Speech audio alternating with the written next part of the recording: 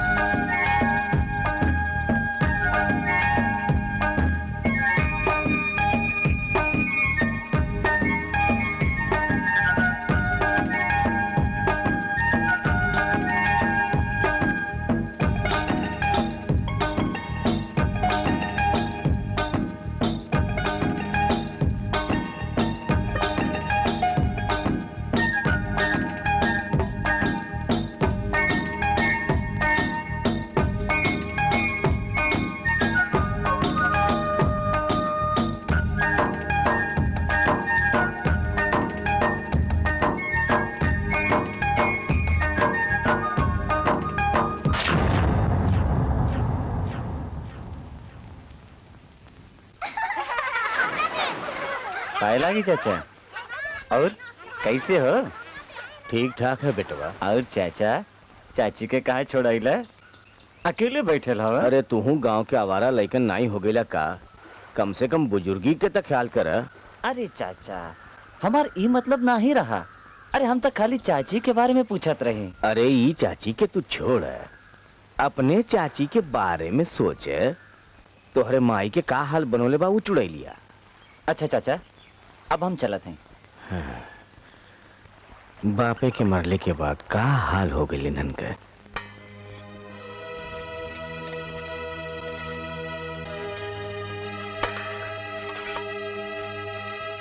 हे भगवान, काफी दूना मनहूसन से हमार पिंड छूटी। ये दोनों हमरे छाती पे सांप बन के लोटत बाटे। हे पिपरा पर के बाबा, तू हमार सुनी लेता ते हम तो है जेवनार चढ़ाई। अरे गरम जली अपने पति के खा गई, हमें खाए बदे सोचत बा। हमरे परिवार पर काली नजर लगल बा हरामजादी के। पता नहीं कभी मरी, हमार साथ छुट्टी, हम आराम से सूतब। हे छुटकी, तू काहे हमेशा हमें और हमरे बेटवा की कौशल करेलू? सब कुछ तो ले लू, अब का है हमरे पास? का तोहार आरती उतारी? तू और तोहार बेटवा कौनो काम के नहीं। कहा चाची विनय विनय और माई तू तो समझदार बाटू। अरे ए लल्लन, जाए अपने बाबूजी के बुलाए लावा, आज फैसला हो ही जाए। हाँ माई जा थई।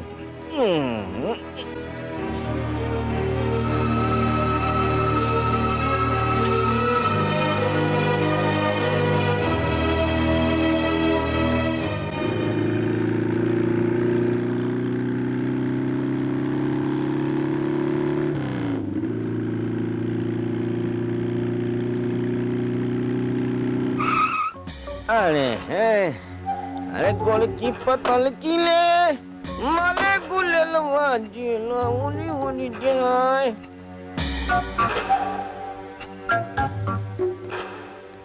शिवा, ओ शिवा, बाहर निकल। तोहार माई पेटवा की वजह से हमार और हमरे परिवार का जेल दुश्वार हो गई बा। आज तो हमके गोली मार दे। लेकिन छोटका बाबू, हम लोगों के कसूर कहाँ है? चुप डाइन, अब एक को जुबान खोलू ना तब तू दोनों का जान से मार डालब हम। कसूर का है? अरे कसूर गिनावे लागी ना तो सुबह से सांझ हो जाई।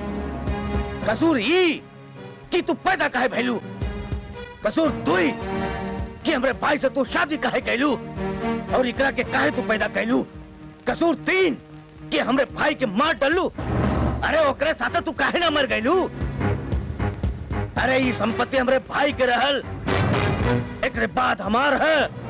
अब बतावा तो हम का करी? छोटका बाबू, तो हकाई संपत्ति चाहिए तो ले ली। ये गोली वोली की बात जिन करा, तू जवन कहबा वो हम करब। फिर बोलू? अच्छा बोले, तोहरे बोले से संपत्ति मिली कि तोहरे लिखले से? बोला। हरामखोर, काम की ना काज की, दुश्मन अनाज के। छोड़ो हमरा माई के। ए चंदा कमाई, इतना मरबू तो बुढ़िया मर जाई। जब तक अपन काम न हो जाए तब तक एकर जेल पहुंच जरूरी बा, ना ही तो सारा काम खराब हो जाए। पूछ लो। चला। हे देवी माई, हे जगत जननी, कब तक हमन पचन पर ई अत्याचार होत रही? कबहू हमरा के ई जुल्म से छुटकारा मिली है कि नहीं? मिली माई, जरूर मिली। हमका दुर्गा माई पर पूरा भरोसा है।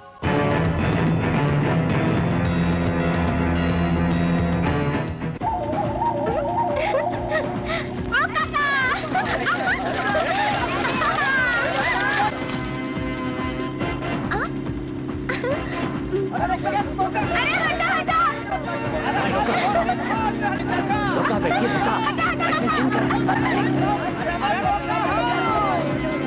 चल रोका बेटवा, जा।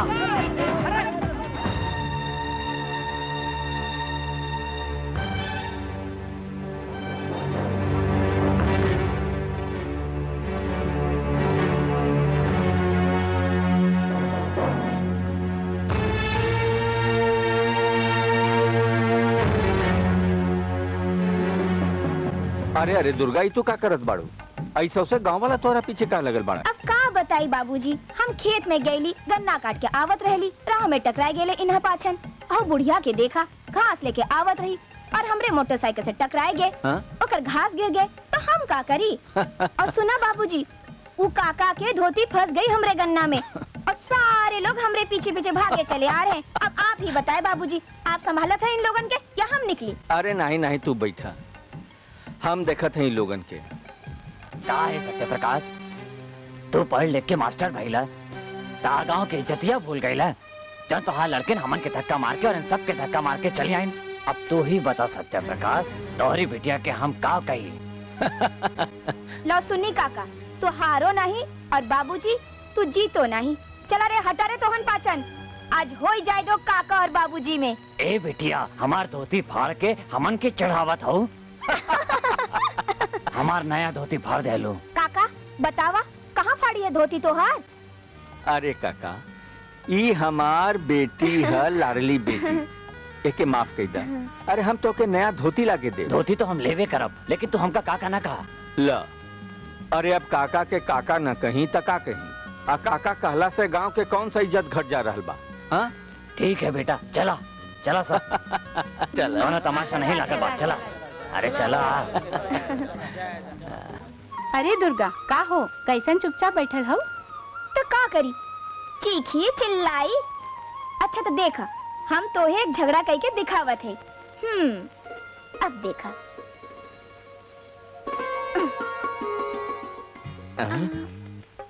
अरे वाह, ए बुड्ढे, तोहरे मुंह में दांत है का? है ना? दांत दिखावा, हम तो एक गन्ना देबे। अरे वाह, दांत तो ठीक बा गंजू। अरे शर्म कर शर्म, 5 हाथ के हो गए लू, ई तो है शोभा नहीं दे। हे माई, तू हमका का समझावत हो? ये अगर सर खोल के चली तो लोग एक गंजा नहीं तो का कहिए?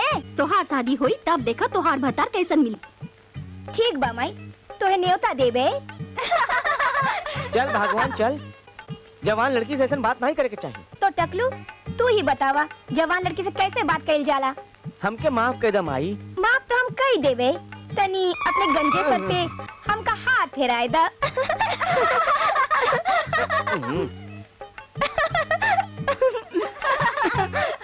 दुर्गा, दुर्गा, कहा बाबूजी? ये का बदतमीजी है? पूरा गांव के तू परेशान कर देले बाड़ू। अरे बेटी, तू अब सियान हो गेलू है। बाबूजी, आप गुस्सा करत हैं या हमका कुछ बोलत हैं? बोलत है? अरे हम गुस्सा करत हैं, गुस्सा। तो थोड़ा ढंग से गुस्सा कराना, हमका तो लागत है कि आप कुछ पढ़ावत हैं। दुर्गा, अरे बेटी, तू लड़की हो, लड़की। देखा, हम तोहरा के माई बाप दोनों के प्यार दिले हैं, बाकी तू हमार प्यार के नाजायज फायदा उठा रहल बाड़ू। तो बाबूजी, आज खाना हम बनाई का? तू कुछ मत करा, कुछ मत करा, चुपचाप जाके बैठा और खाना खा ली है गर्मा गर्म। नहीं बाबूजी, आज आटा हम गुदब और आप तरकारी काट लई। आप तो थोड़ा देर के बाद कहबू कि बाबूजी रोटी तू बनाला, सब्जी हम बना ले। ठीक है बाबूजी, सब कुछ आप ही बनाए दो, हम बैठकर खा ले। हे भगवान, आपके बहुत बहुत धन्यवाद कि एक ठो दुर्गा देला। का जाने 2 ठो दे देता था हमार। तका हमार बहन मिल जात। दुर्गा, वो छड़ी भी लाऊं का? बेवकूफ लड़की।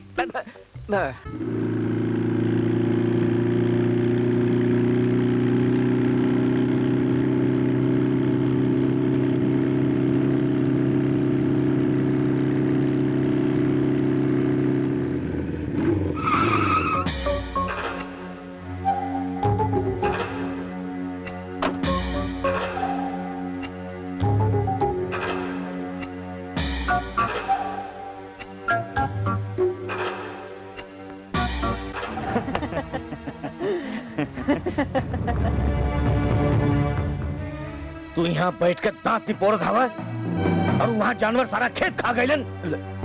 लेकिन चाचा हम अभी तक वहाँ से आवत हैं। हम क्या बतावत है?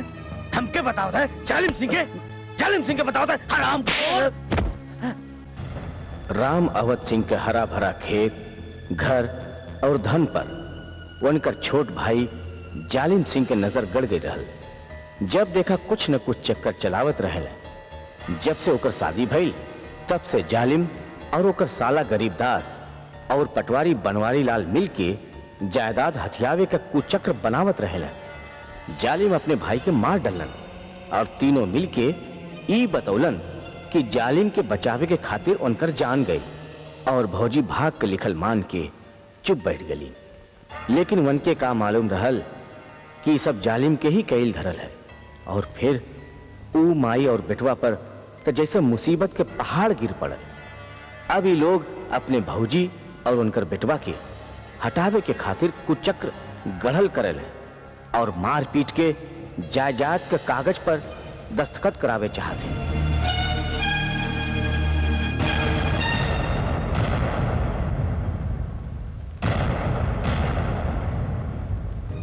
शिवा, आज जमाना खराब बा।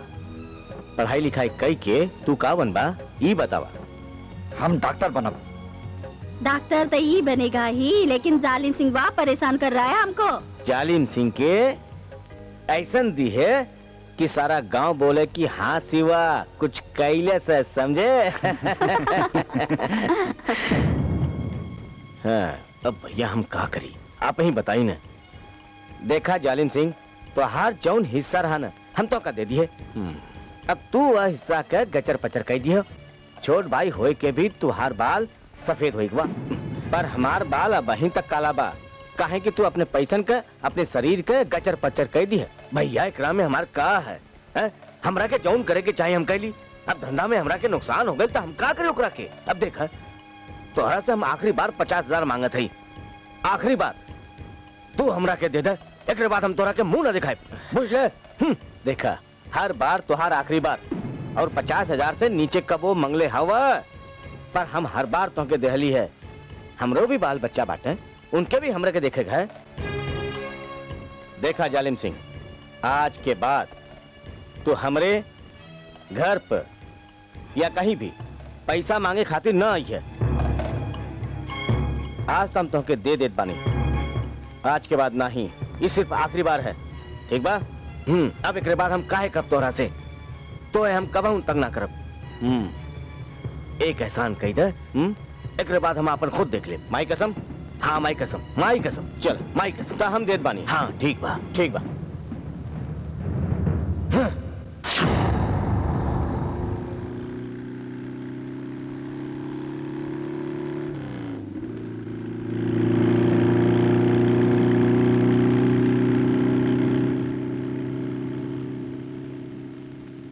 ए मेनका, खाली तू घर में बैठल रहेलू। हाँ हाँ, कौनो जुगाड़ लगावे कि संपत्ति करोड़ों के बड़े प्यार से अपने हिस्से में आ जाए। हर समय तो लड़त रहेला। कहाँ से तोहरे दिल में इतना प्यार जाग उठल मेनका खातिर? तू मरद जात के कोनो भरोसा नहीं।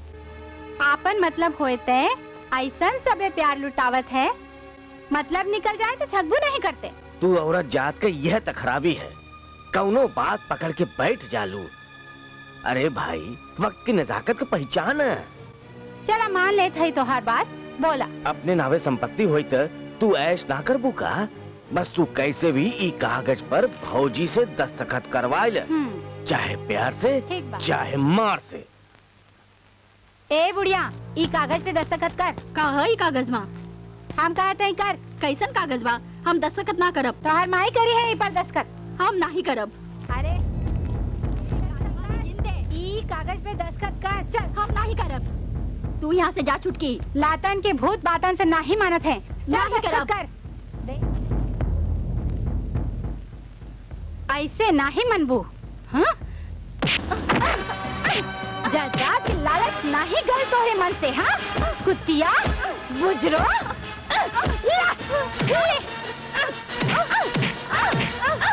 ले हरामे। कैसे नहीं करबू? कैसे नहीं करबू?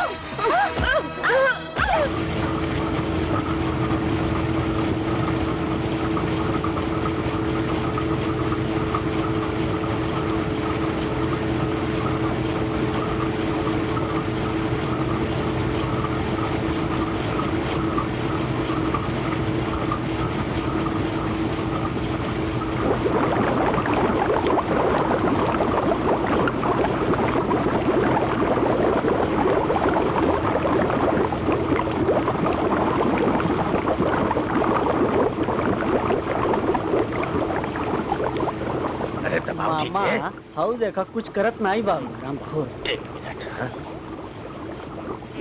कह रे, हाँ? जब मनावे नहीं आवत तब कहा करे बिगाड़ देता है? उठ, अरे चल यहाँ से, निकाल। नहीं चाचा। अरे चल जाओ यहाँ से। अरे जो जो बर्बाद कहीं के। आवा बैठा मामा। अरे तू का मुंह निहारत बाटा? अरे खाता नहीं? अरे मामा ये अपन बेटवा। सुनत बानी चंदा के बाबू, वो कुतिया के जन्मल दस्तखत नहीं कैलस।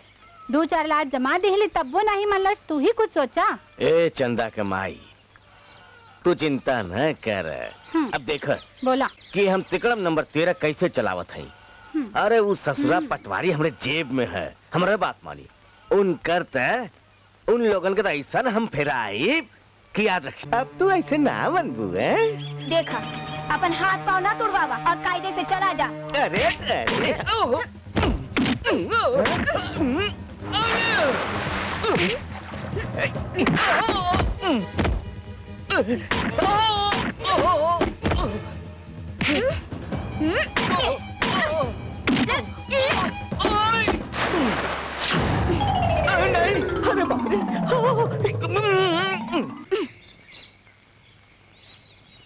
एक बात आज तो के साफ साफ बतावे के पड़ी कि तोहार दंगल कब खत्म हुई।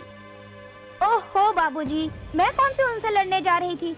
हम आपके खाना दे के वापस आवत रहली। अब रास्ते में तीनों पहलवान हमसे लड़ लिए तो हम का करी? अब लड़ाई में थोड़ा बहुत चोट लगबे करी ना। अब आप ही जाके उन लोगों को समझाए दो। अच्छा ठीक बा, हम समझा दे। बाकी हम तो सोचत रहली कि अब तोहार हाथ पीला कर दी। का आप हमका बुद्धू समझत बानी? हाँ? हम इतना बुद्धू नहीं है। ओहो दुर्गा देवी, हमारी मतलब ना रहे। अब तू सयान हो गेल बाड़ू। काल जब तोहार ब्याह हो जाए तो ससुराली में जाके यही सब करबू। आपका क्या मतलब है? हमका बुद्धू समझत है? हम इतने बुद्धू नहीं। जो सही है वो सही है और जो गलत है वो समझाओ के पड़ी ना। हाँ हाँ ठीक बात समझा दे। बाकी हम तो सोचत है कि अब तोहार हाथ पीला कर दी। अरे बाबूजी, फिर आपका क्या हुई? आप अकेले कैसे रही हैं? जाए दे बाबूजी, हम शादी नहीं करब। अरे बेटी, अब तो हमार उम्र बढ़ल जाता, एक दिन दुनिया भी छोड़ के चल जाए। बाकी हमरा खातिर तू सारा जीवन कुमारी रहबू। ठीक बा बाबूजी, हमारे लिए कोनो सीधा साधा लड़का ढूंढ दई। अच्छा, तो हम तोहरा खातिर एगो गाय जैसन लड़का ढूंढत बानी। गौ जैसन नहीं, गौ माता से कही द, ताकि हम रोज सुबह उठी दूध दूही और दूध पी। अरे बेटी, अब तो हम एगो ऐसा लड़का ढूंढब जकरा लगे 15-20 ठोक गाय हो, ताकि रोज गोबर उठावत उठावत तो हर कमरिए टेढ़ हो जाए। ठीक बा बाबूजी, तनी ढूंढ के तो लावा 15-20 गायों वाला दूल्हा। हम तैयार बाटी। अच्छा, कल सवेरे ही से हम लड़का ढूंढे जाता नहीं। बाकी ये हमार माई अभी तो तनी खिला दे। अपने भूखे रहबे या हमरो के भूखे सुतेबे का? हाँ चली। चल चल।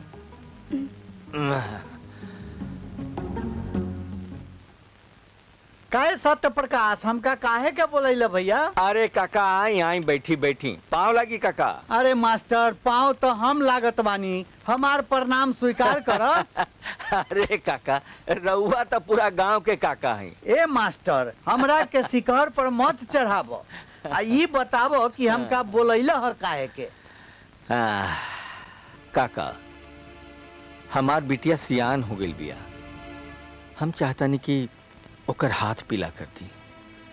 ऐ शुभ काम बिना राव सहयोग के ना हो सके। मास्टर तोहार बिटिया पूरा गांव समाज के बिटिया बा, हमार नजर में एगो लड़का बा, अगर तू चाहा तो हम बात करी। जी अच्छा। ए काका हम तुम्हार का बिगड़ ले बाटी जे तू हमार बाबूजी के कान भरत बाटा?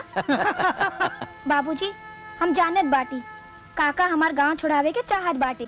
अरे नहीं बिटिया, हमको जरूरी काम खातिर काका के बोलले हैं। तू जा जा अपन काम कर। काका अब लड़का जोहे के जिम्मा तहरा ऊपर बा, हमरा तो स्कूल से फुर्सते ना मिले। ई शादी ब्याह के जिम्मेवारी हमार बा। 10 बजे जा रहल बा, जा तू निश्चिंत होके स्कूल जा, हमहू चलत बानी लड़का ढूंढे। अच्छा पाँव लागी काका। खुश रह खुश रह।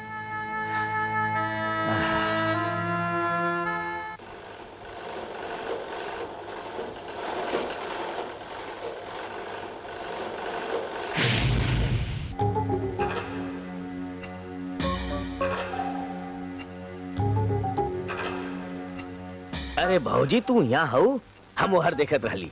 शिवा बेटा कैसन बड़ा? बढ़िया ना?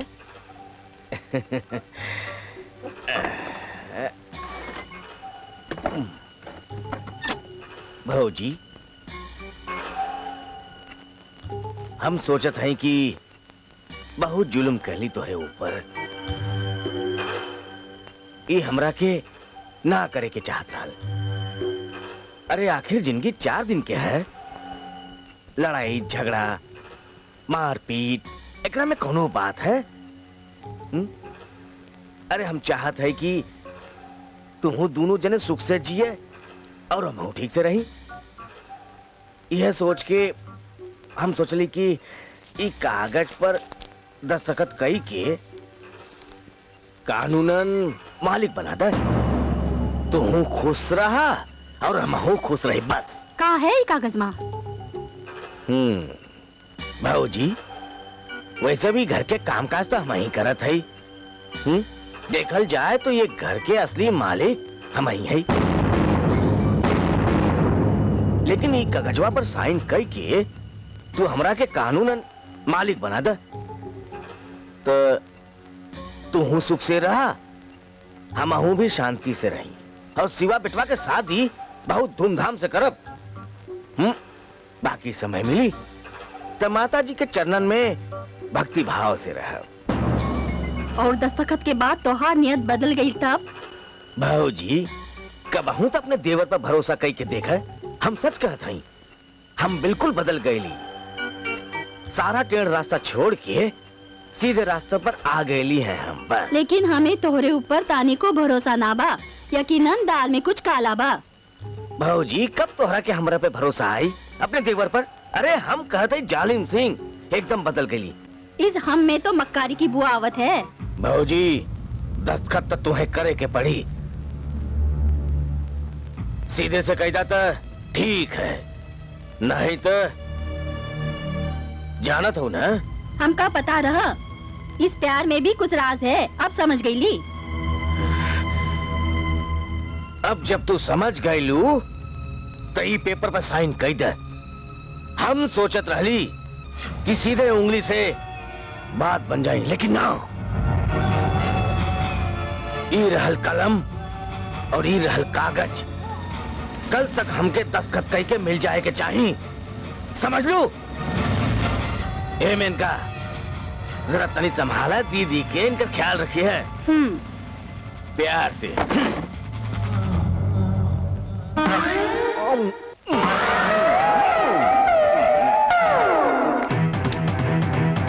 जाओ कहाँ है? चाची, चाची, चाची, क्या कर रही चाची? चाची, छोड़ दो अपना माइक, अपना माइक छोड़ दो। तोरा के हाथ जोड़े बेटा जी, छोड़ दो हमरा माई के।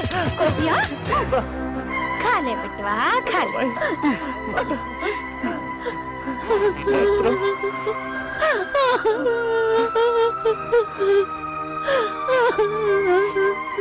चलो माई।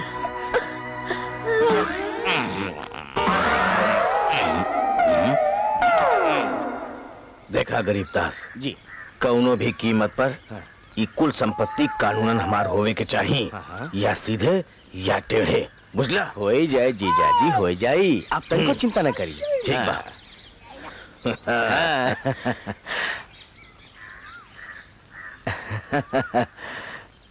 अरे बाबू साहब, बैठा बैठा। और सब ठीक बा ना? आप बैठा। का हो पटवारी? हुजूर, हमार नाव पटवारी नहीं है, बनवारी लाल पटवारी है। वो बार तोहरा के हम छोड़ दे, लेकिन यह बार तोहरा के तोहरे घर में मारब। जितना हम कहत हई उतना तू सुना। हमें पूरी संपत्ति के कानूनन हकदार बनाई दे, तोहार मुंह हम मोतियन से भर दे। लेकिन हुजूर, बात ऐसा है कि हम। हाँ हाँ बोल। अब हम सुनब कि कहाँ कहाँ तकलीफ बा। हुजूर, कानून भी कौन चीज होते, अब पहले जैसे समय नहीं रहा कि जैसे चाहा वैसे काम करवा लिया। ये काम बहुत जोखिम भरा है। हम जानत है कि काम जोखिम का है, यही से तो हम और गरीबदास चल के तोहरे घरे आयल बानी। देख, हम ज्यादा भाषण सुने के ना चाहत हई। हमार काम तोहे कैसे करे के होई, इला पेशगी। हमार काम हो जाए के चाहिए बस। काम तो हो जाए हुजूर, मगर हम डरत है कि कुछ ऊंच नीच हो गए तो। गरीबदास, तनी पटवारी का बतावे, हम कितना शरीफ आदमी है। अरे भैया बनवारी लाल पटवारी, तू डर सर के गोली मारा और सुना, ओका ससुरा के हमरे पास रह दे। तू अपन सिर्फ काम करे और जब पेपरवा का गजवा सब लेके आवे तो हम तो हैं अंग्रेजी पानी और फूल बानों का ठुमका के दर्शन कराए दे। अरे वाह वाह वाह, फूल बालों का ठुमका और अंग्रेजी पानी, तो आज रात कागज हाजिर हुजूर। तो हमरो जवान कटी ना, वही क्या मिली है।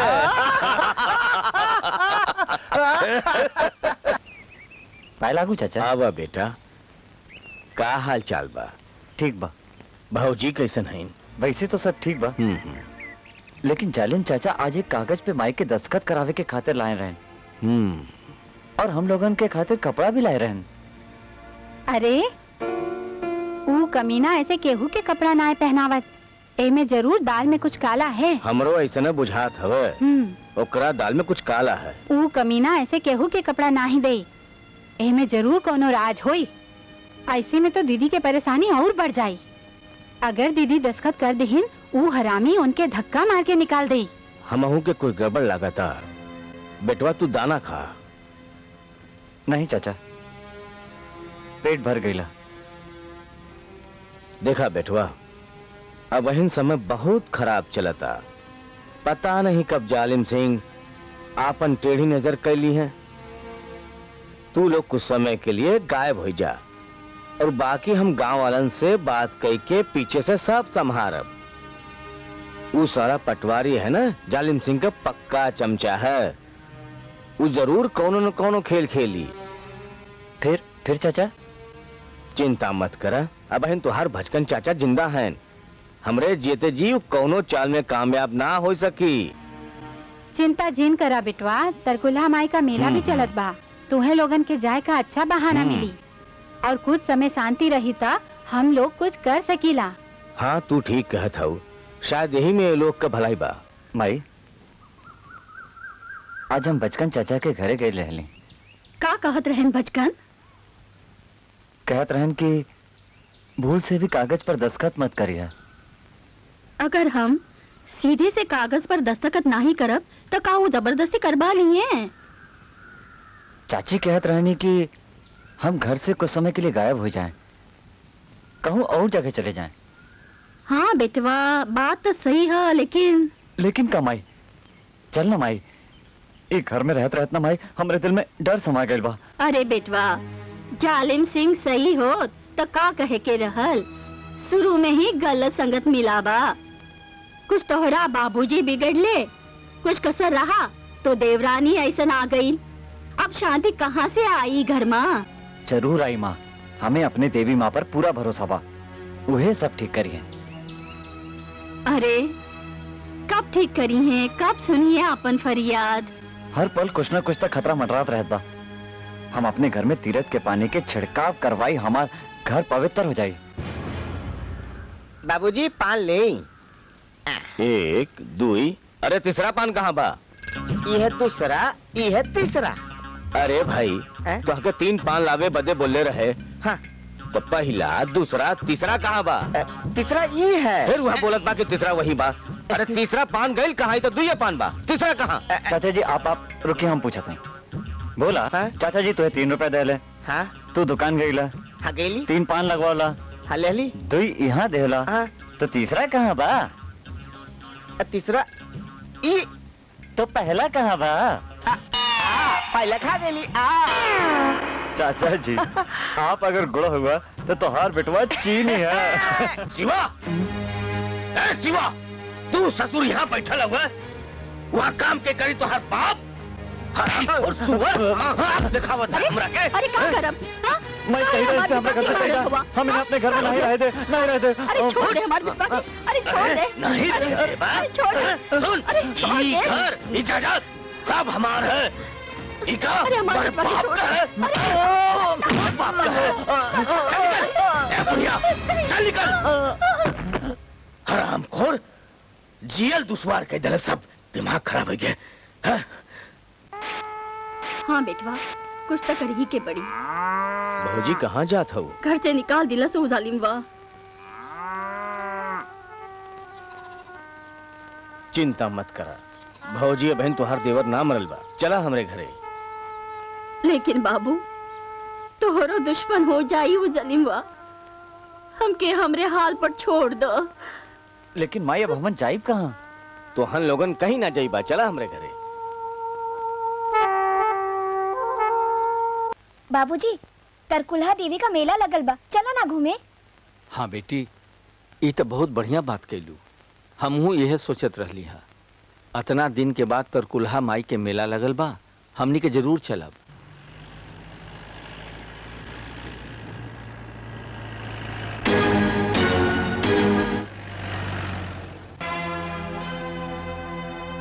नमस्कार मालकिन।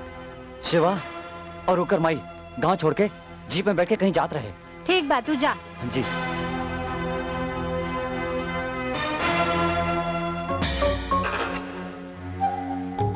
अभी अभी हरिया कहत रहल की तोहार भौजी और भतीजा जीप में बैठ के कहूँ गए ले। तो हरिया और मेवा के भेज के पकड़वा ससुरन के। भजकन के टांग तोड़ही के पड़ी। अकल से भेंट नाही भइल का? तू ही बतावा हम का करी।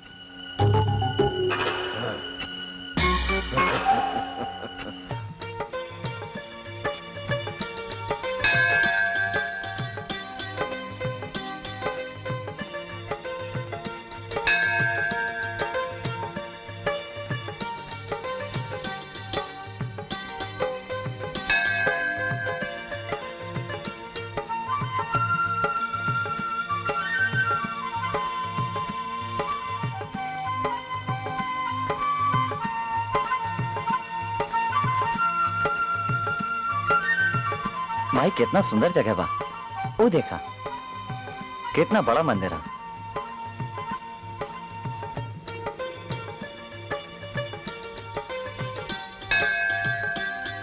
माई वो देखा,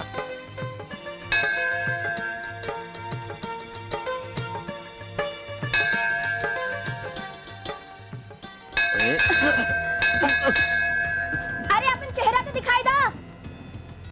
यहाँ भी जालिम के आदमी पीछा नहीं छोड़े, समझ में नहीं आवत तो है का कहे हम। बिटिया। अरे बिटिया तो हो, मगर मगर का? अरे तू तो हमें साक्षात देवी लागत हो।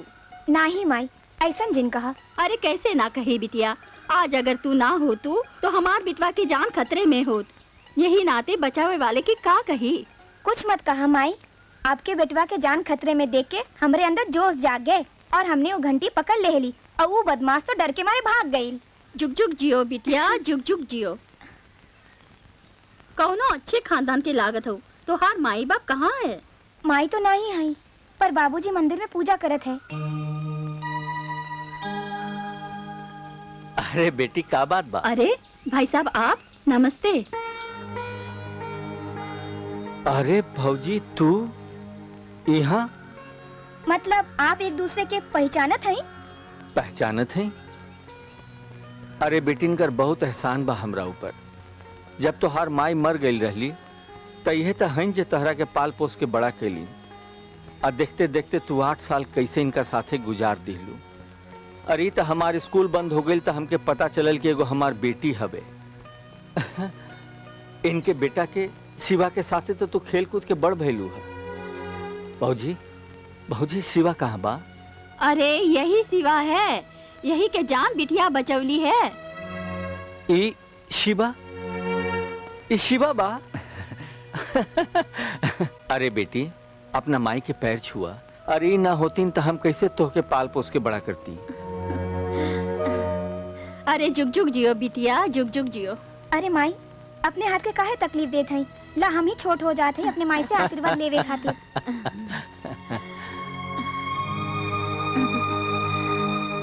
जुग जुग जियो बिटिया, दूधो नहाओ पूतो फलो।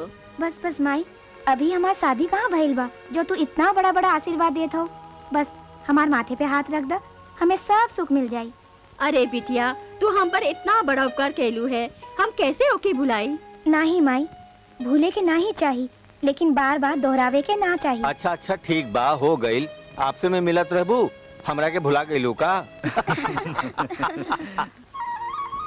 तू बहुत खूबसूरत हुआ। आपो तो भी इतना अच्छा है। है ना? हुजूर, हुजूर, शिवा और होकर माई भाग गई ले। कहा? हरामखोर, एक को काम ठीक से नहीं करत है। सुअर कहीं का। चल भाग। अब हम ही के कुछ सोचे के पड़ी। भौजी अगर आप मुनासिब समझी तो हम शिवा दुर्गा के ब्याह कर दें। अरे भाई साहब, इतने खुशी के बाद और कौनो हो सकत है? हमका तो कौनो एतराज नहीं बा। दुर्गा जैसी हमार पतोह बन जाई तो। तब हम ये रिश्ता पक्का समझी ना? बिल्कुल पक्का समझो। शिवा के दुर्गा से बढ़िया दुल्हन कहाँ मिली? तला मुंह मीठा करी। अरे माई के प्रसाद से बढ़िया मिठाई और कहाँ मिली? खाई तो सही। भाई साहब आपो मुंह मीठा करी। आज से दुर्गा हमार भेली। शिवा हमार बेटा। हम दोनों के ब्याह करवावे के खातिर अभी पंडित के पास जाता नहीं। ल ये दोनों आ गई ल। अरे आवा आवा आवा। ठीक बा, तो हम जाता नहीं।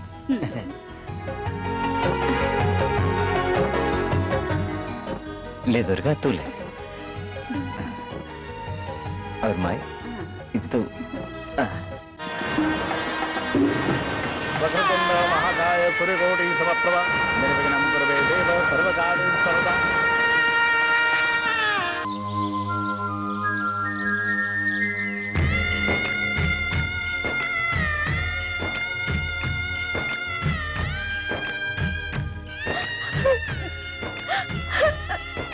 बाबूजी, बाबूजी।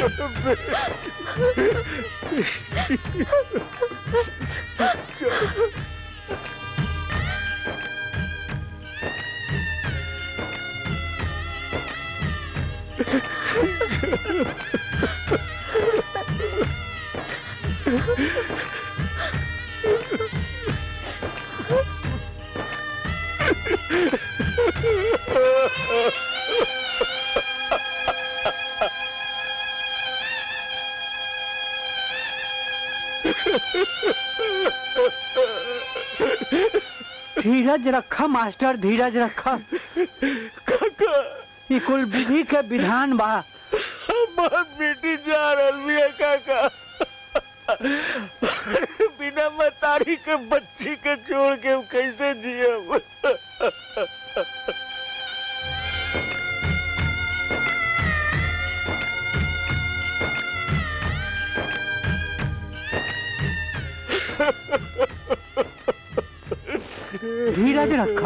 धीरज रखा मास्टर, धीरज रखा। काका काका हमार करेजा के टुकड़ा जा रहा बा काका। सवेरे सवेरे उठा के कहे कि बाबूजी स्कूल में देरी हो रहा बा, जल्दी जा के हमरा के पानी पिलाई काका। केकरा से सुख दुख के हम बात करब? ई तो दुनिया के रीति रिवाज बा मास्टर, दुनिया के रीति रिवाज बा। धीरज धरा, धीरज धरा। हाँ हाँ बोल। मालिक अब तक लागत है कि ये सब जमीन जायदाद आपके है। ये तो पहले से हमार है, ये में लागे का कौन बात बा? का हो गरीबदास? जसन हो चाहे जिज्जा जी।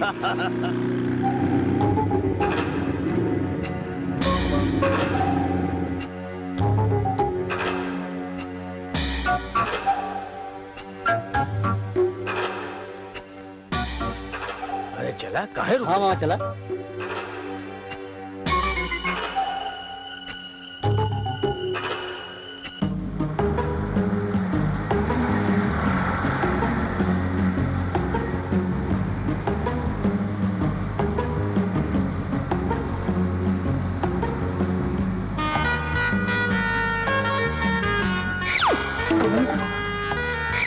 माई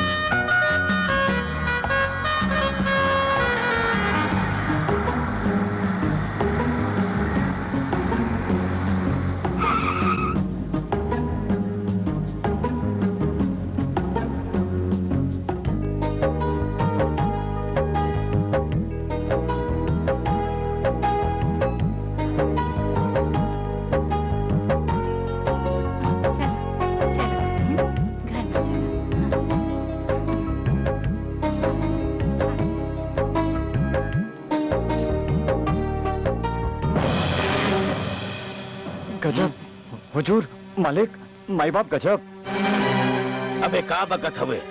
होश में तो बाटे। हम तो बिल्कुल होश में है मालिक। आपो अगर सुनिए ना तो आपो के होश हो जाए। अबे कुछ बोलबे कि नहीं? हुजूर, माई बाप शिवा तो शादी कर लहलेस का और अपन दुल्हनिया के लइके गांव में आई गई। शिवा ले आओ शिवा के।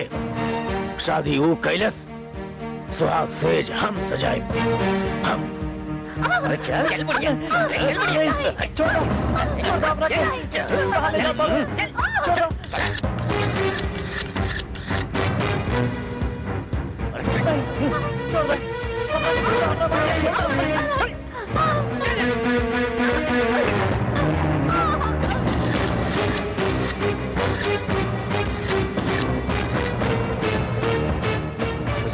एकदम तैयार बा।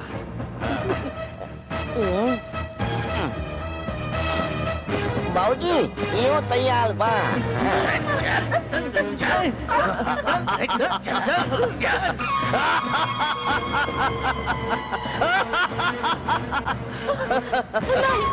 भाऊजी तू बहुत तकलीफ देलू और कारे हराम खोर बहुत तकलीफ देले हमरा के। तू बहुत तकलीफ देले, बहुत तकलीफ देले हमरा के। तू ए हरिया जी मालिक। पकड़। हाँ। ए भांजे। हाँ मामा। हाय ले। मारो मारो मारो मामा मारो।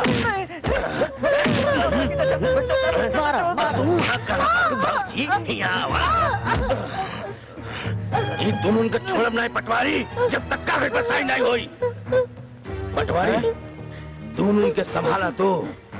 फिक्र नहीं करा जालिम सिंह, हम इन दोनों के बहुत प्यार से ख्याल रखबे, बहुत प्यार से। गरीबदास हाँ संभाले दोनों के। जिज्जा जी तू जा पेपर लेके आवा। ये बुढ़िया और इस सपोला के बच्चा के हम बराबर ख्याल रखब। जा।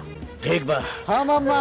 चलो रे बुढ़िया। चलो चलो गरीबदास, ऐसा करा तू अपने दीदी की खबर ले, और हम तोहरे भांजे का खबर ले थे। ये पटवारी तू सपोला के बच्चा से निपटा, हम ही बुढ़िया के देखा थी। अरे बुढ़िया बहुत घमंड तोरा क्या? जिज्जा जी तो गए हुआ कागजात लेवे, तोरा के दस्तखत तक करे के पड़ी। क्या रे बदमाशी कर था, हमको होशियारी दिखावा था। हमारा नाम बनवारी लाल पटवारी है, हमसे होशियारी दिखावा था। अब बता, अब दिखाएगा होशियारी, अब दिखाएगा बदमाशी। ये हर देखा हमारी तरफ। अब चुपचाप दस्तखत कर दी है, समझली? नहीं तो तुहार वो हालत बनाई कि तुहार शकल शीशा में देखे के लायक नहीं रही, समझली? न बोल, ना कर बे, ना कर बे। बोल, बोल, ना कर बे, ना कर बे। पतोहू के माथे खेले था वो। जा, जा, उठ, जा, लेके आओ पतोहू के, जा। ये तो बेहोश होगा। चाची, माई और वो कहाँ गई ले? शिवा के चाचा जालिम सिंह के लठैत आयल रहन, उहे दीदी और शिवा के लेके गई ने। चाची, तो आप हमका कहा नहीं बतावलू? हम जाते उनका ढूंढाए। ना बहू ना, तू ई घर के नई बहू हो, चाचा के आए जा दे। ना चाची ना, हम जानी ला जालिम चाचा की, उनीक मने नहीं है।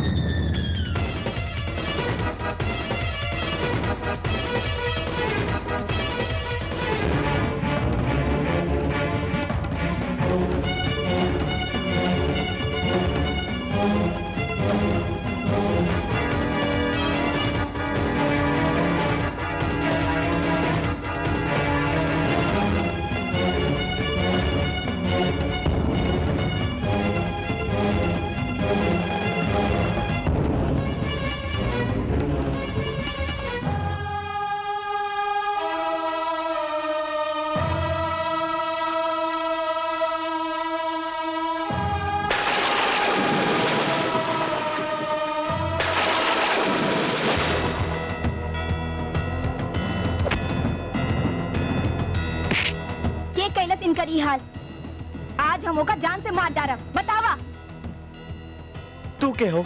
हम इनकर औरत है कुकरो, और तू हमका नाम पहचाना था? आज हम तोरा हड्डी पसली एक कर दे।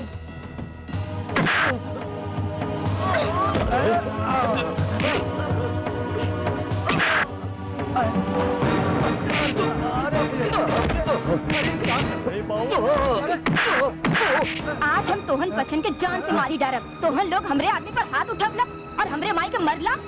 आज हम तोहन बचन के नहीं छोड़ा। आज छट्टी के दूध याद दिलाई दे।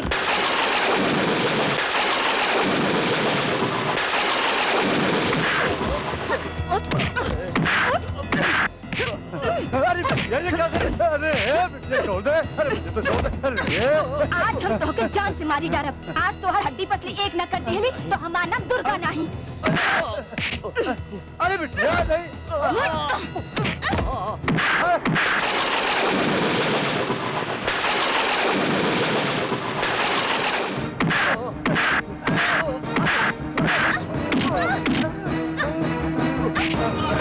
तोके इतना हिम्मत हो गई कि तो हमरा आदमी पर हाथ उठावला।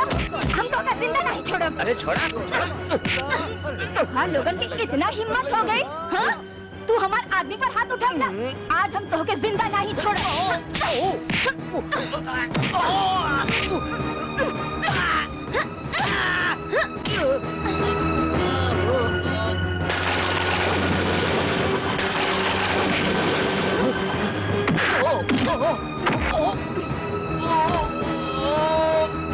अरे नहीं, अरे बाबूजी, हमको माफ करो भौजी। पानी ला। जा। लो भौजी पानी।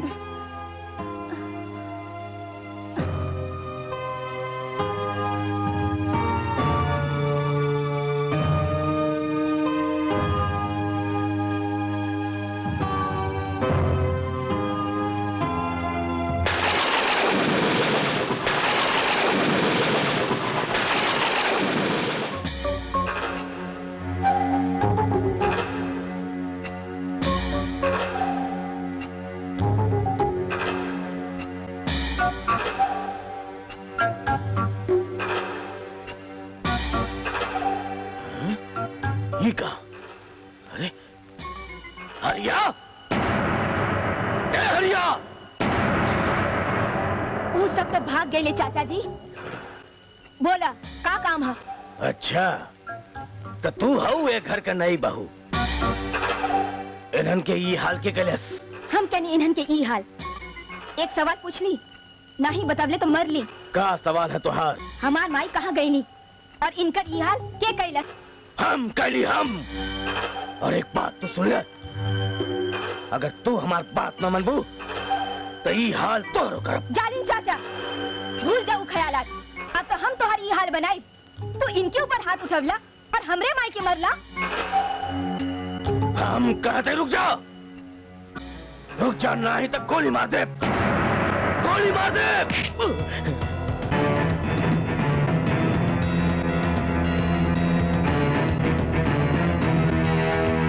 जालिम चाचा, पिस्तौल दिखावे की चीज नहीं, मारे की चीज है।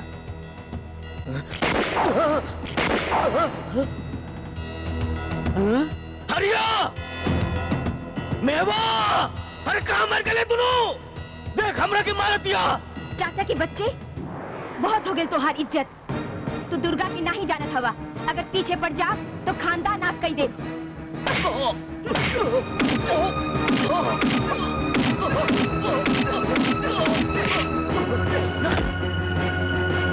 उठा कंस चाचा और अपने भतीजे के उठावा और घरे चला। नार नुकुर कैले ते तो हाथ पिछवाड़ा खराब कर दे। अंदर जा और खाना पानी लेके आवा। हम ना लाइब, अपने सासू के बोला खाना लावे के। ये हाथ सिर्फ मारे खातिर नहीं है, काम करे के खातिर है। हमरे सास खातिर खाना और पानी लेके आवा। चाचा, तू समझा दे अपने जोरू के, नहीं तो समझ जा। जैसा नहीं कह दिया वैसा करा, यही में भलाई बा। चला चुपचाप।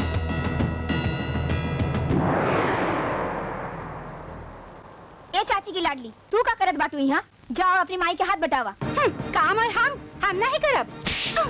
सुना, आज के बाद ये घर में बर्तन और झाड़ू तू करबू, और जबान चलौलू ना तो सोच लिहा।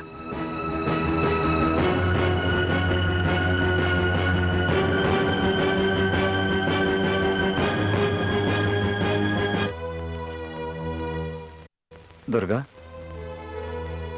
हम बड़ा शर्मिंदा हैं। हम मर्द होई के तोहार रक्षा नहीं कर सके, और तू। अरे पर आप शर्मिंदगी काहे महसूस करत हैं? पता नहीं हमारे साथ ऐसा काहे होता है। हम केहू के बुरा नहीं चाहे, लेकिन ये लोग खुद हमारे चाचा चाची होके हमें तबाह करे पे लगा है, जबकि हम इनकर कुछ नहीं बिगाड़े हैं। अरे बाबा, इन सब लोगन के भूल जा और अपने आप के मजबूत बनावा। हमार बाबूजी हमके कोनो भी जुल्म से लड़े खातिर मजबूत बनाए हैं। लेकिन आज तो है कुछ हो जा तो हम तो बिना मौत के ही मर जाए। अरे मरे तोहार दुश्मन, तू काहे मरबा? अब समय आ गइल बा मारे के, मार खाए के नहीं। हम कोशिश तो बहुत करे थे, प्रतिरोध भी बहुत करे थे, लेकिन हमार हाथ केहू के मारे के खातिर नहीं उठत। ये हाथ भी उठी और दुश्मन पे वार भी करी, ये हमार विश्वास है। हाँ दुर्गा, तू शायद ठीक कहता हो। शायद नहीं, हमार विश्वास और तोहरे विश्वास पर ही आपन घर है। तू बार बार काहे हमारा हाथ चुमत हो? तोरे चुमे से हमरे बदन में कुछ कुछ होता है। राजा जी धीरे धीरे सब कुछ सीख जाइबा। इस समय तो सिर्फ एक दूजे में खो जाए के है।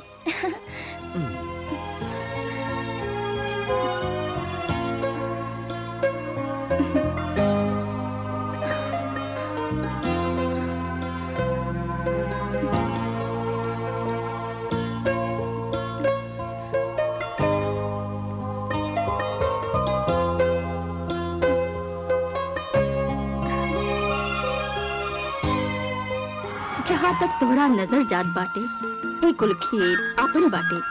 तुहार ससुर जी आपन गाड़ी पसीने की कमाई से खरीद ले बाटन। मकान, कोहलो, खेत, कुआं, बाकी नसीब के क्या करबू? वो खुद रहले ना।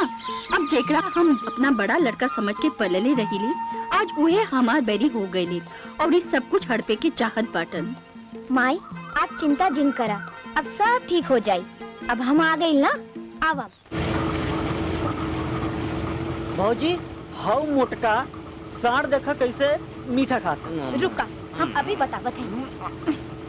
काम चोर करे के कुछ नहीं और खाई के पहले, हाँ खाई के पहले, हाँ चाचा चुपचाप बैठ जा, नहीं तो पैसा हाँ अभी बताओ। हाँ खाली खाई के, हाँ कंस चाचा चुपचाप बैठ जा, नहीं तो दोपहरिया का खाना यहीं दे दे, समझे?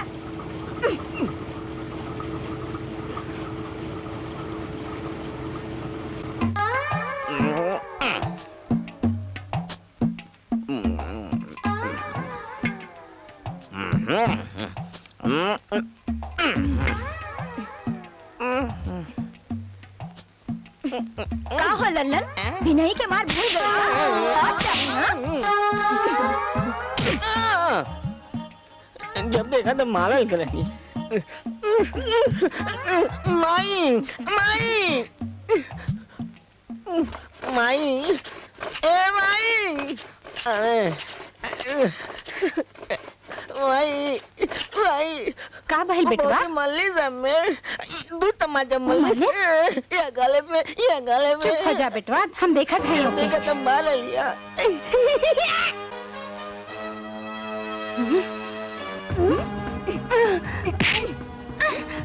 अरे अरे अरे छोड़ दो, जायदा दुर्गा, रहेगा रहेगा। चला चुपचाप जाके खाना बनावा। माई चल।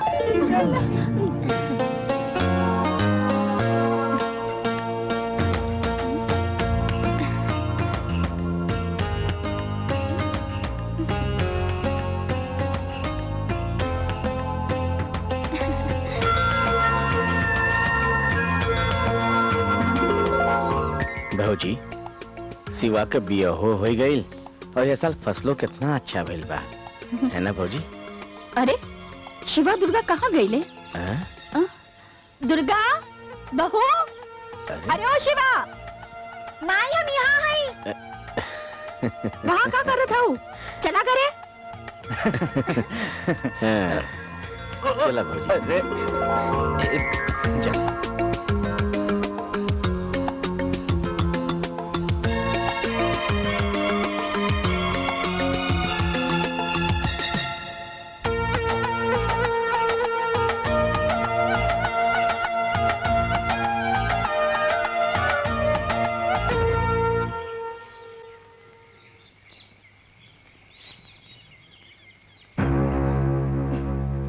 देखा कंस चाचा, ये घर में कोनो चाल नहीं चली।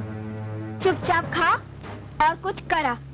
जहाँ तोहार चाल बदलल तो सोच लिहा, और ये जेवर तोहरे बदन पर ठीक नहीं लगा। भौजी ये हमरा पे इल्जाम लगाओ दिया, ये बात गलत बा।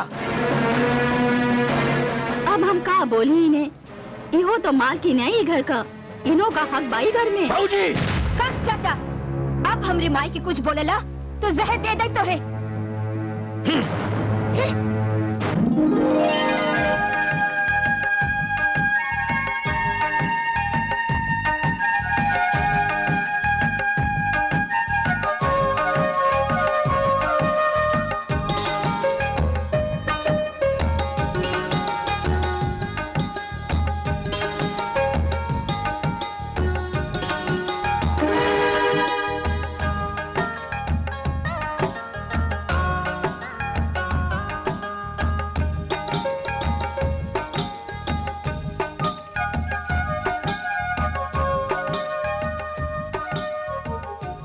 माँ जी, आप बैठ के पान खाई, हम तनिक चाची की खबर लेके आवत हैं।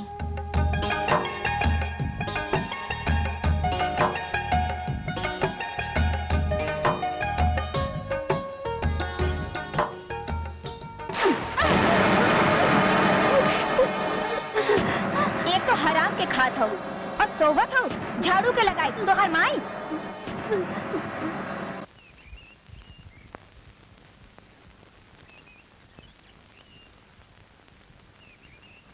ई लिहल जे आपका लगान का कागज आ गई बा।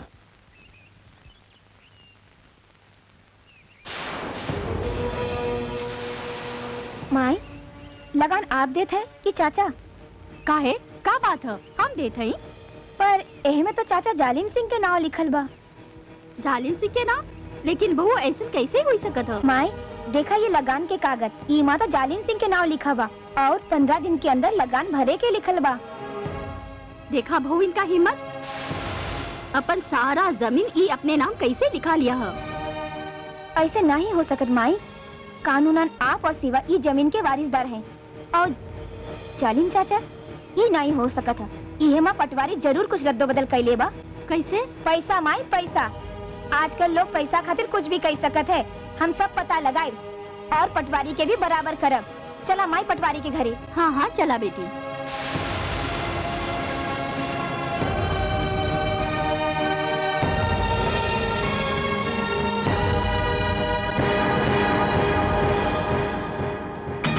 पटवारी काका, कितना पैसा खाए है वसीयत बदले खातिर? सच सच बताई द, नहीं तो गांव वालन के सामने तुहार बेइज्जती कई देब। देखा दुर्गा, हम सरकारी आदमी है, हमसे बदतमीजी बहुत भारी पड़ी। हम तो का कोर्ट कचहरी के चक्कर लगवा दे। हरामखोर काका, पहले तू आदमी हवा, बाद में पटवारी। तोहरे पास कोनो कागज बा माई के लिखल? तू वसीयत ऐसे कैसे कर दिया जालिम चाचा के नाम? बचकन चाचा, अब आप ही पूछे इनसे, नहीं तो। पटवारी बतावा, तू कैसे जालिम सिंह के नामे नोटिस भेजला?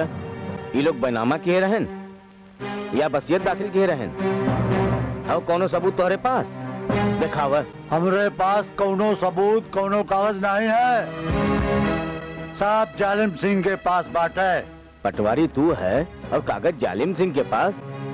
बिटिया ऐसे ना मानी, लातन के भूत बातन से ना मानल है। चाचा, आप ठीक कहत बाटी, एकरा चेहरे पर बेईमानी झलकत बा। पटवारी तो ठीक बा, कल फैसला पंचायत में होई।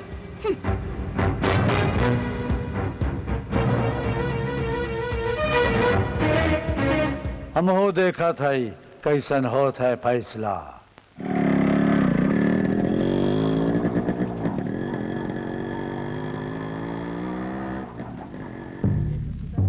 हाँ तो बड़की भौजी बतावा, क्या मामला है? सरपंच भैया देखा, ये रसीद हमरे नाम पर है तो दूसरा रसीद छोटके बाबू के नाम पर कैसे आ गई?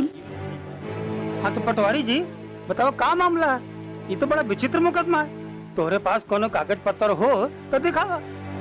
देखा सरपंच जी, वो सब कागज जालिम सिंह के पास बाटे, हमरे पास कुछ नहीं बा। जालिम सिंह कहन की भौजी के नाम हटाए के हमार नाम कह दिया तो हम कह दें। पटवारी जी, हाँ। आप सरकार के काम कर रहे थे कि जालिम सिंह के?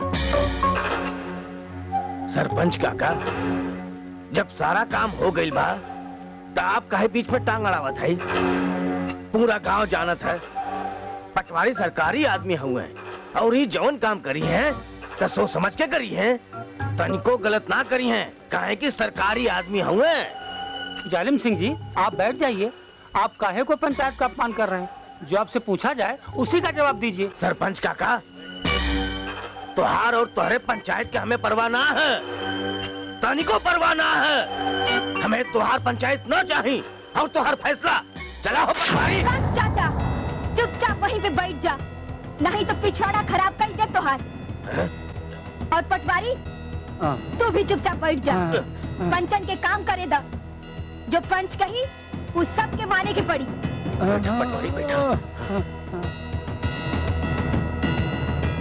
पटवारी जी सुनिए, दुर्गा आप लोग बैठ जाइए, पंचायत को अपना काम करने दीजिए।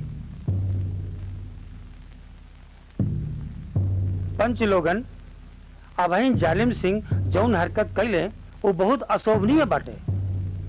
वो शायद ही बात के न जानलेन कि समय बदल गई बा। सरकार पंचायती राज ला के पंचायत के बड़का हक दे देले बा।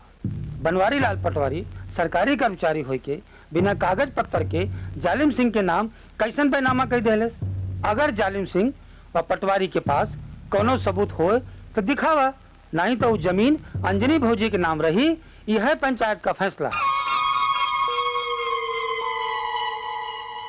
साथ साथ पंचायत बहू दुर्गा को भी हिदायत देत बा कि दोबारा पंचायत में ऐसा हरकत ना करें। यह है पंचायत के दुर्गा के लिए सीख है।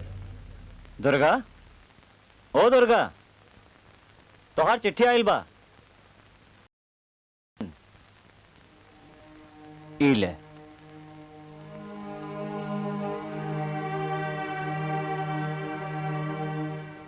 आदरणीय अंजनी भौजी प्रणाम। हाल कुशल ये है कि कई दिनों से हमें बुखार है, तबीयत ठीक नहीं है। काहे का बात बा? अरे भाई साहब की तबीयत तो ठीक बा? कुछो ठीक ना बा माई, बाबूजी की तबीयत बहुत खराब बा, पता नहीं कैसे हुई है। बिटिया तू परेशान ना हो। लेकिन वह केहू देखे वाला नहीं बा। उनके खाना पानी दवा दारू के करी? तो तू चली जा बिटिया। लेकिन माई यहाँ के काम और जालिम चाचा के रवैया। जवन अच्छा बुरा करिए भगवान सब ठीक करिए।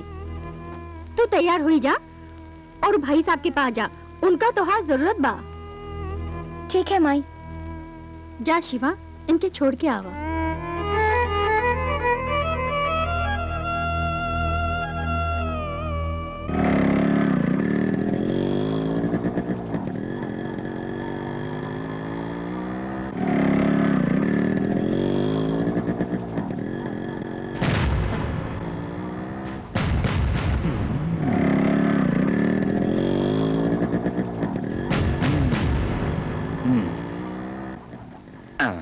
साले साहब। हाँ जीजा जी। अब देखो हमारा। अरे जीजा जी तोहरे खातिर एक खुशखबरी लाए हैं।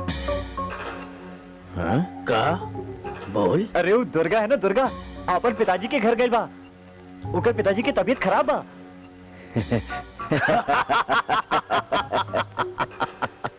बहुत अच्छा खुशखबरी लाई हुआ हरिया। हरिया बहुत अच्छे।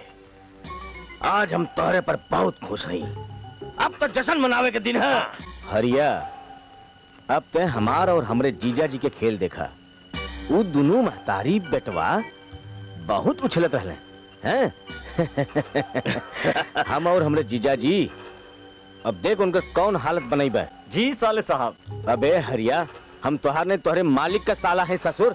जे मालिक के साला होते है वो नौकरों के साला होते है, काहे ना मालिक।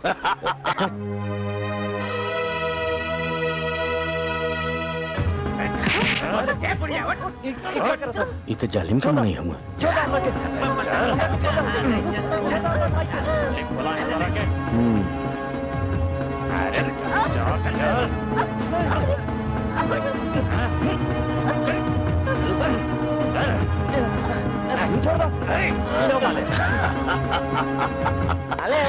स्वागतम स्वागतम स्वागतम।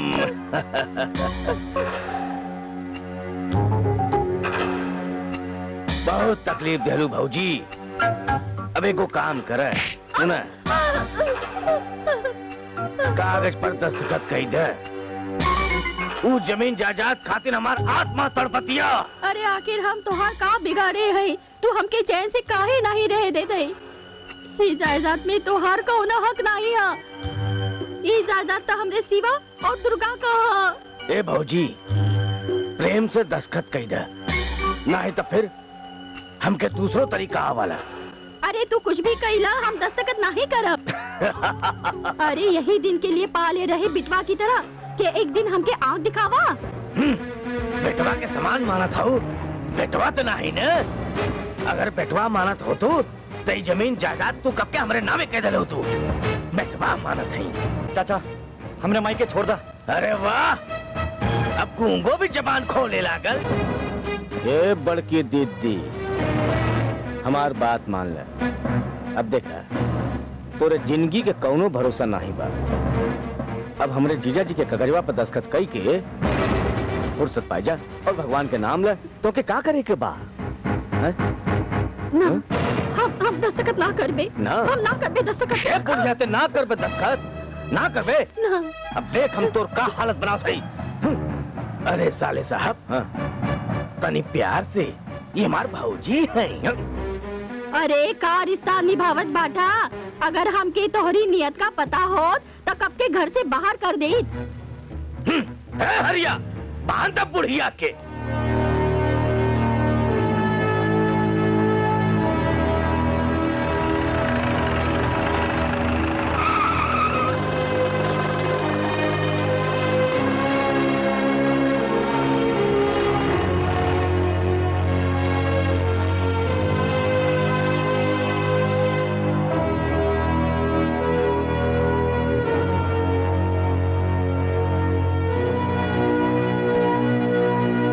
आई बैठी और का समाचार बा? समाचार तो बड़ा खराब बा। जालिम सिंह बहूजी के और शिवा के पकड़ के ले गई। दुर्गा हाँ बाबूजी। दुर्गा बेटी। क्या बात है बाबूजी? अरे बेटी धरावा देखा जालिम सिंह शिवा उनका माई के पकड़ के ले गई। तो इनका साथे जा जल्दी जा।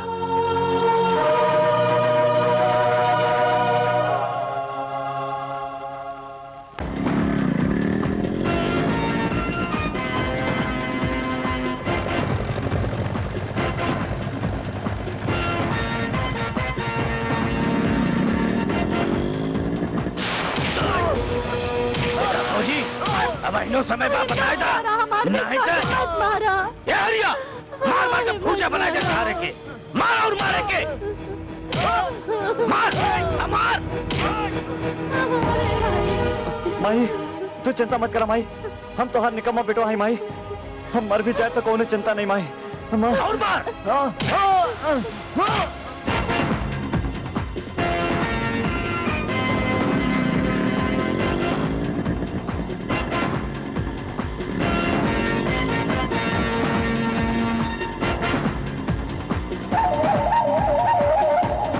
चाचा अरे वाह अब तो एकरे दिमाग का पुर्जा खोले लागल बा।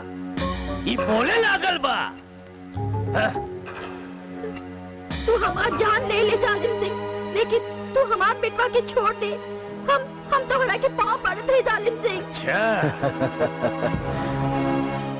तोहार जीएब तो हमरे लिए बहुत जरूरी बा बुढ़िया। अगर तू मर गयलू तो हमरा के सोने का अंडा के दे। नहीं माई नहीं तू दस्तखत मत करा तू हमारी चिंता मत करा। एक और शवावे के खातिर तैयार बा माई। अरे एकर मरल बहुत जरूरी बा। एकर मरल बहुत जरूरी बा। ए हरिया लगा दो चार लड़ सारे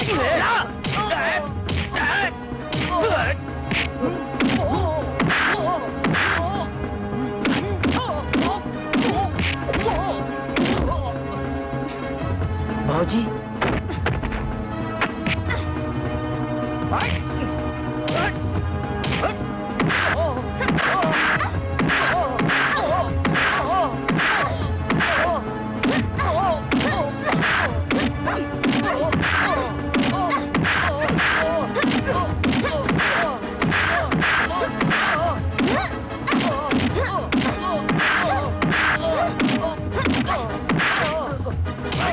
रुक जा देवर जी तो के कहाँ दस्तखत चाहिए हम कहीं दे थई। भौजी अगर पहले ही मान गई हो तू तो हमरे भतीजवा के इतना तकलीफ ना हो। नहीं माई तू दस्तखत मत कर माई हमार चिंता मत कर माई।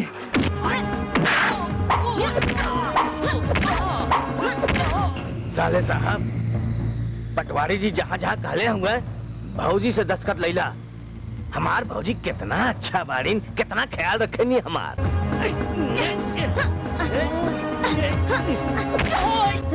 काहो दीदी जी आई गल कल ठिकाने पर। पटवारी जी कागज लाइल बाटा। अरे पेपर तो हम पहले से तैयार करके रखे हैं।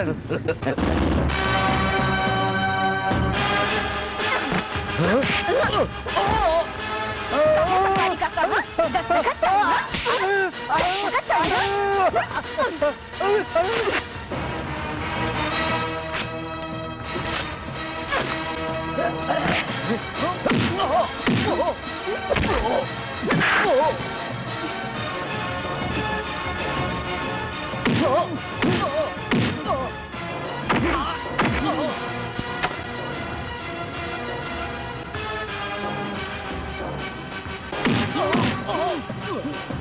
माई घबराओ नहीं बिटिया।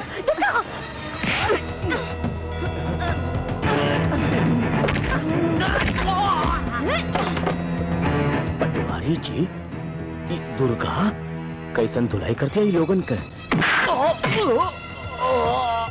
हाँ भैया, गरीबदास ऐसा लगा था दुर्गा बनली काली भैया। हम कई दिन भाग ले भैया।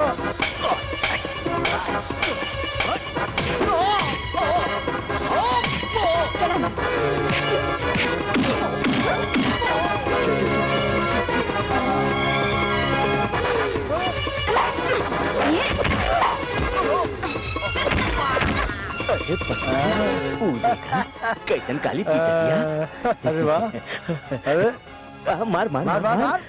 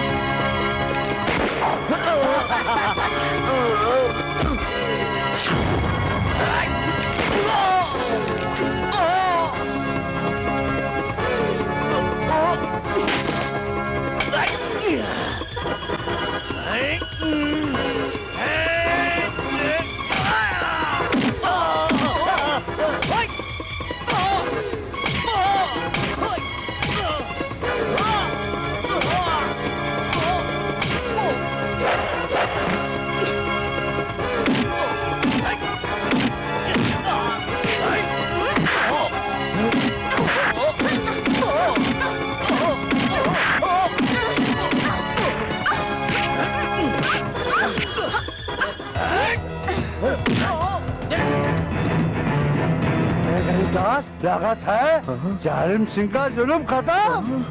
पटवारी, पीटे से बचे खो तो फूट लो पतली गली से, भाग लो। चलो। धूमता ना ना ना ना धूमता ना ना ना ना धूमता ना ना ना ना धूमता ना ना ना ना धूमता ना ना ना ना धूमता ना ना ना ना धूमता ना ना ना ना धूमता ना ना ना ना रूप बनाई के दुष्टन को संहार दे, के हाथ में तू दुष्टन के मार दे, चंड रूप बनाई के दुष्टन के तू संहार दे, के हाथ में तू दुष्टन के मार दे। पहले चंडे रूप बीरनी पहले शक्तिशाली, पहले शक्तिशाली, पहले शक्तिशाली, दुष्टन के संहारे खातिर दुर्गा बनली काली, दुर्गा बनली काली, हाँ दुर्गा बनली काली। मन के अंदर ज्वाला धधके आई लाख मिला ली, आई लाख मिला ली, आई लाख मिला ली। सगरो पापी नाच हो जाइए वार न जाए खाली, वार न जाए खाली, हाँ वार न जाए खाली। भैली शक्तिशाली आई लाख मिला ली, दुर्गा बनली काली।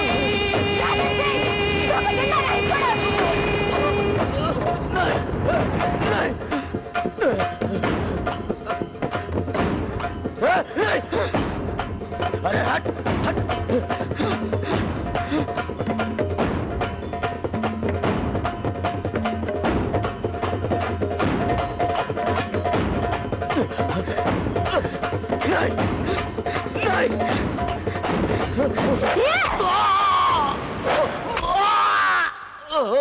या देवी सर्वभूतेषु युद्धरूपेण संस्थिता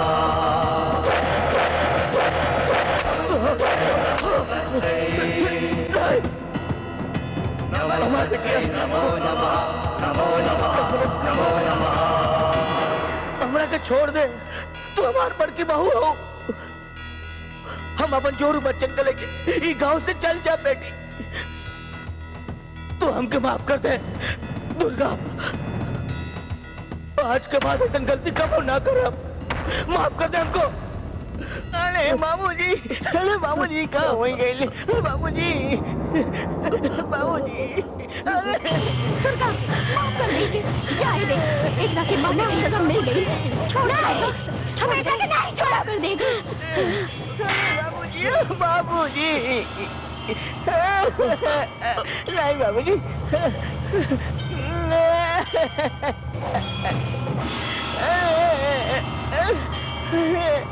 बाबूजी कुछ नहीं हुई आपके यहाँ। नहीं बाबूजी, अरे कुछ नहीं हुई। माई, माई।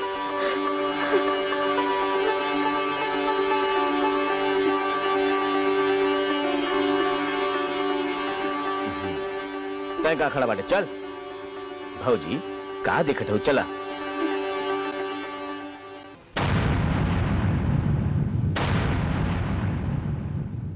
अपन पसंदीदा फिल्म देखे खातिर डाउनलोड करी दंगल प्ले ऐप।